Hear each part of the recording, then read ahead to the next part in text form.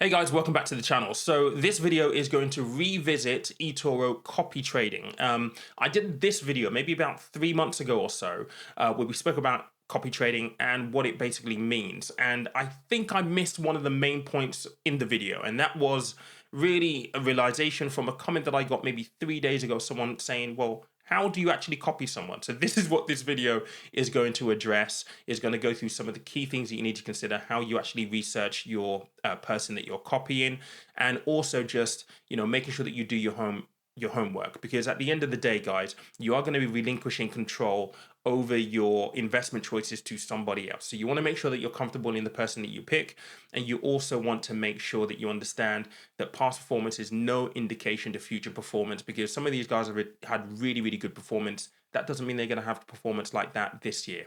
And also, your capital is at risk, and even more so because you're relinquishing control. So even if this person makes a choice that you don't necessarily agree with, tough luck. So there is a lot to go through. If you've not got an eToro account, there will be a link down below to get you started. And also, if you have not subscribed to this channel just yet, make sure that you smash that like button. Make sure that you subscribe to the channel and hit that notification bell. I post every Tuesday and every Friday.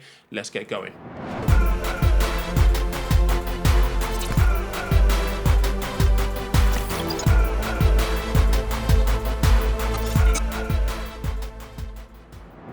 All right, so we're just going to jump straight into eToro here, and we're just going to go straight onto the copy people page. Now, if you haven't seen that first video, I think it's really worthwhile you going to actually watch that video, because I'm not going to cover everything in this video that I covered in the last one. However, I will highlight a couple of things that I think are really, really important. Now, you have got in here the editor's choice in terms of traders that you can actually copy.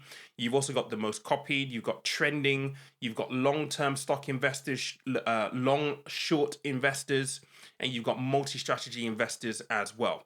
Now, one thing that is really important is you kind of need to make sure that you're doing your research. And one of the first things that I mentioned in that first video is, all of these guys have got different colored stars.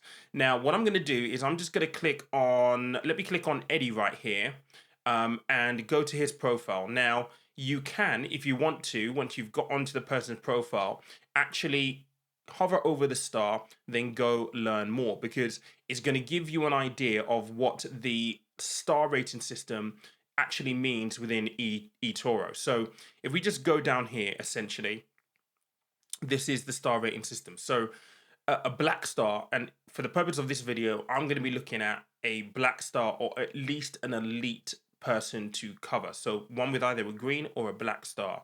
Now, these are the criteria. Now, for me, in that last video, I mentioned really that you want to be going with someone who actually understands what they're doing.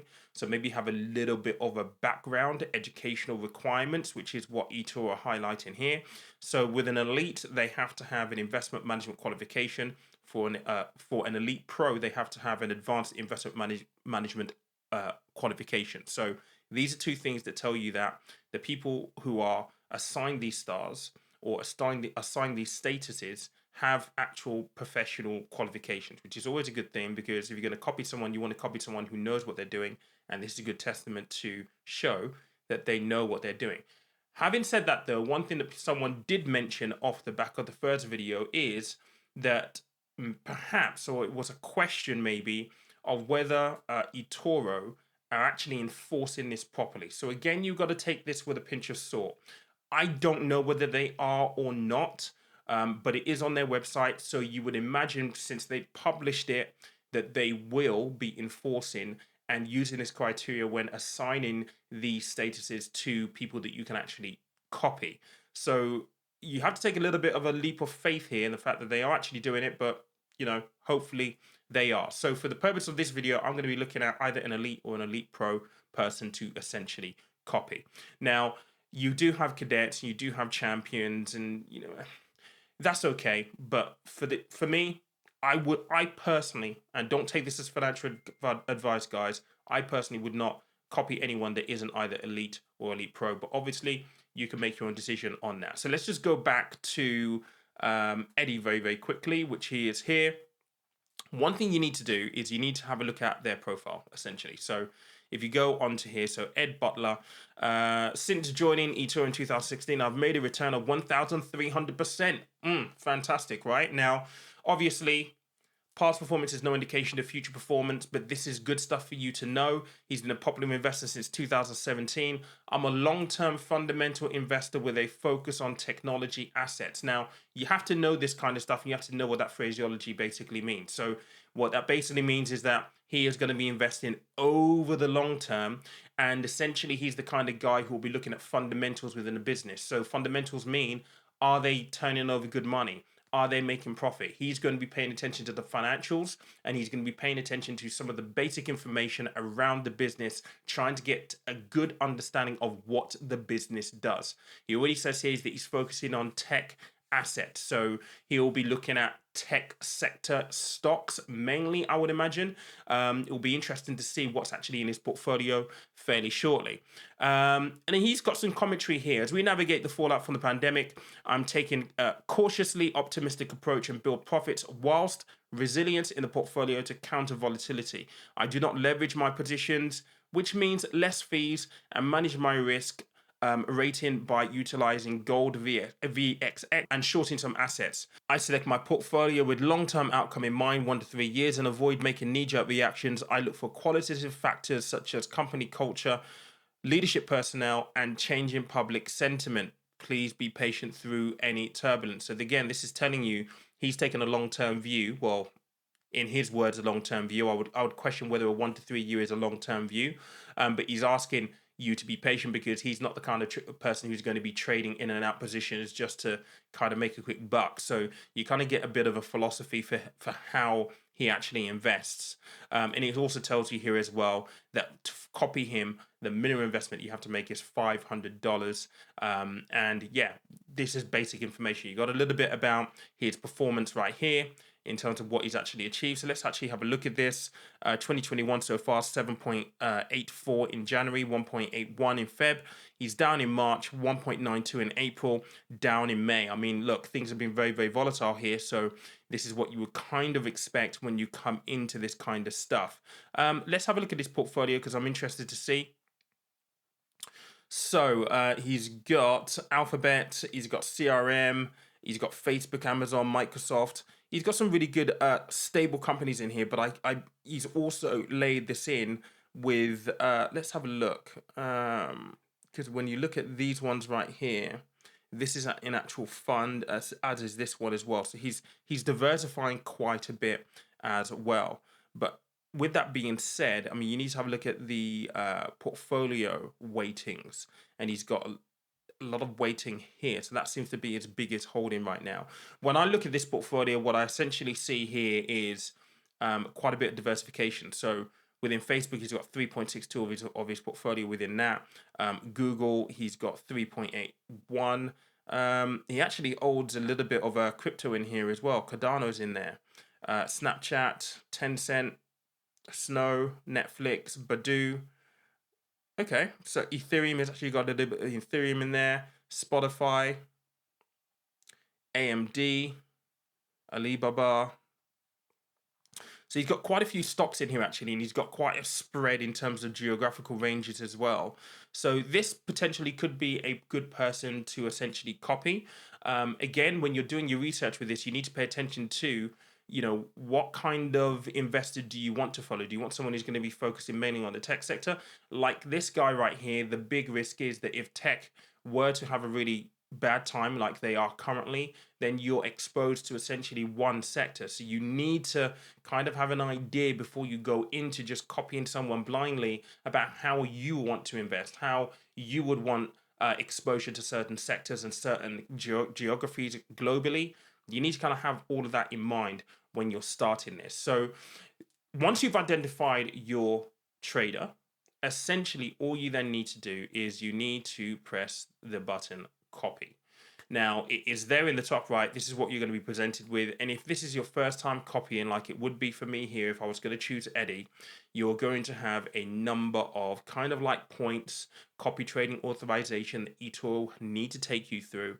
And these are important things. Just don't like click confirm without you actually reading and understanding what this essentially means. And what they are saying here is that you're using eToro's copy trading investment management service, which includes automated execution, opening and or closing of trades without your manual intervention. So in other words, if you copy this person, anything that Ed does will be copied into your portfolio. So you are fully giving control of your investment to somebody else, which is again one of the reasons why you want to make sure that the person that you're copying knows what they're doing, but also you have to make sure that you're comfortable with how they invest, because you have no intervention here. You can't stop any decision that they make. You're copying them. You're handing over the reins of your investment. So even if something happens that you didn't necessarily agree with, tough luck. You've got to deal with it. The next thing here, you confirm that the service executed are suitable for you based on your investment objectives and financial situation. So again, this is all about making sure that number one, the level of risk that you're taking, you are comfortable with. Number two, you do have an emergency fund and you are not just investing your life savings into somebody else running the markets for you, leaving yourself exposed if the markets were to crash. These guys aren't going to take responsibility. There's a reason why they're doing this. They're doing this because legally they need to cover their back. So you can't sue them. You've reviewed and acknowledged the copy trade risks, and I've considered your entire financial situation, including your financial commitment. So again, alluding to emergency funds, making sure that you can pay your bills, all that kind of stuff, right? You're aware that any past performance and risk scoring are not indicative of future results. Again, do not go and pick someone just because they've had stellar past performance. You need to understand that past performance is no indication to future performance, and therefore these returns are not guaranteed. Yes, you are copying someone, but it's also your job to make sure that you're reviewing it, you're looking at it to make sure that you are happy, consistently revisiting this person's bio. And I'll go back in a moment once we finish this to show you some key things I think are important, because a lot of them will give you commentary as to what they're doing at any given time, given the market volatility, which I think is a great thing because it allows that two-way dialogue between the person that you're copying and yourself. You hereby authorize eToro to limit and or withhold copy trading services based on eToro's ongoing suitability assessments.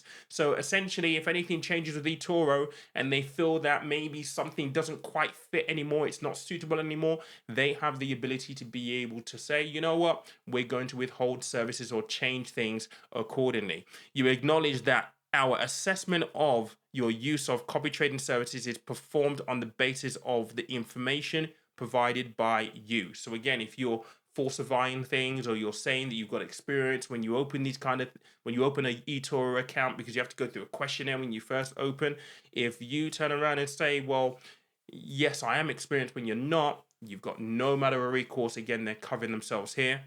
This one right here, the provision of copy trading services does not constitute investment advice. You are using copy trading at your own risk, and that is a big one for you there. So once you're happy with the person that you've chosen, you would then click confirm. I'm not going to do that just yet because I'm not going to copy this guy, but what I do want to do is I want to go back into Eddie's profile very quickly. Just go back into his feed. Now, Eddie here gave a post about 12 days ago, or at least he updated this, it looks like. It's really important for you to come back and visit this and actually see what's going on. So he clearly outlines his investment strategy here. Again, doing your homework, you need to understand, does this fit what you're looking to achieve? If it does, fantastic. If it doesn't, you need to do further research. Make sure that you're picking the right person for you. Now, risk. He is a risk level 5 when it comes to investing. So you need to make sure that you're happy with that risk level 5 and what that actually means for you. Really important stuff, basic stuff, but stuff that you need to do. Copy trading is great. People think it's an easy way of investing. I wouldn't necessarily use the word easy. It basically means that you can leverage somebody else's knowledge in order to invest, but the underlying risks are still there. The markets are still volatile. Your capital is still at risk. You have to kind of understand and know who you're picking in order for this to be able to be lucrative for you. But there you go, guys. There it is. Let me know what you think. Are you thinking about copy trading? Have you explored this before? Have you had experience where you have copy traded someone? Have you had a good experience? Have you had a bad experience? I actually would like to know. This isn't something that I would naturally do myself. I'd rather be in control of it and actually invest in the way that I feel comfortable. I don't think I would really hand over the reins to someone to invest on my behalf in copying that way, but that's just me. If you're a beginner, you may want to get your feet wet and get started doing this, but please, please, please, please, please make sure that you do your research as always, guys. So hope you enjoyed it. If you have not subscribed to the channel just yet, make sure that you click that subscribe button, smash the like button as well, and hit that notification bell, because all of this kind of stuff helps for the YouTube algorithm. If you have not listened to the podcast this week, there it is. It is an absolute cracker. As always, I appreciate you for watching this video, and remember, money is a tool, life is for living. If you have not got an account with eToro, make sure that you use the affiliate link that I will pin in the comment section below. Catch you later on.